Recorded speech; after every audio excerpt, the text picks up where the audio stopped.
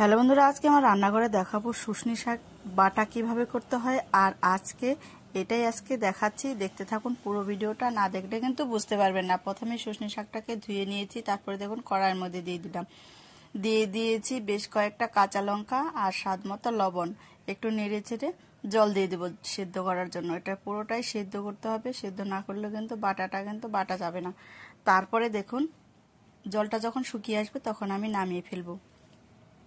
এখানে কড়াইটা পরিষ্কার করে একটু সামান্য পরিমাণ তেল দিয়ে দিয়েছি, সরষের তেল। তারপরে কালো জিরা আর বেশ কয়েকটা রসুন দিয়েছি। রসুন দিয়ে সুন্দর করে ভেজে কিন্তু আমি নামিয়ে ফেললাম। এখন হচ্ছে পাটায় বেটে নিব। পাটায় বেটে নিচ্ছি। এই যে প্রথমে আমি লঙ্কাগুলো বেটে নিয়েছি, তারপরে দেখুন শুশনি শাক পাতাগুলো আমি বেটে নিয়েছি। বাটার স্বাদটাই কিন্তু আলাদা। এরকম পুরো ভিডিওটা দেখে আপনারাও বাড়িতে বানিয়ে দেখবেন, অবশ্যই ভালো